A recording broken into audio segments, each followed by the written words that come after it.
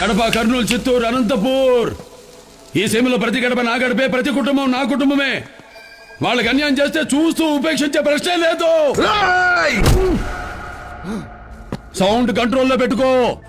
ఏ sound కి నవ్వుతానో, ఏ sound కి నరుగుతానో నాకే తెలియదు కొడక. ఊహ కూడా అందదు.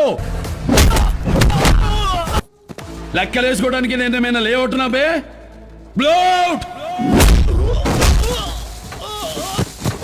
మార్చి పడేస్తా కొడక. అసలు నీకు సంబంధం? ఈ సీమలో తప్పు చేస్తే దూరి కొడతా. ఈ సీమకు ఆకలేస్తే జోలి పడతా. ఈ సీమకు ఆపద వస్తే కత్తి పడతా. Front line soldier. వీడు బాలమురళీకృష్ణ ఎమ్మెల్యే కదా, ఆఫీసర్ల కోసం వచ్చినట్టు నరికేట.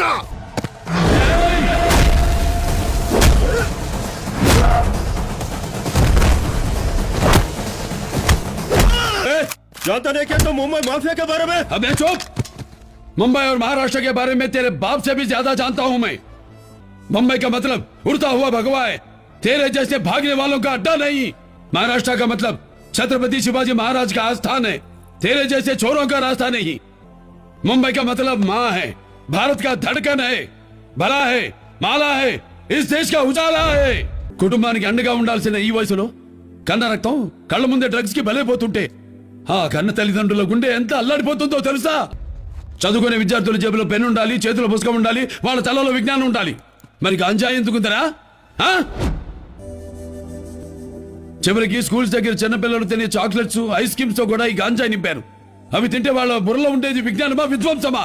మత్తుకి బానిసై తల్లికి చెల్లికి తేడా తెలియకుండా చేస్తున్న దారుణాలెన్ని, వదిలే దారి లేక వదలకుండా ఉండలేక ఆడబిడ్డలు అమ్ముకుంటున్న మానాలెన్ని, పరువు పోతుందని తీసుకుంటున్న ప్రాణాలెన్ని, కాలేజీ క్యాంటీన్లో కౌంటర్లు పెట్టి మరి యువతను మత్తులోకి లాగుతుంటే వచ్చేది వికాసమా, విధ్వంసమా? ఇంకా చూడాల్సింది అభివృద్ధి మాత్రమే.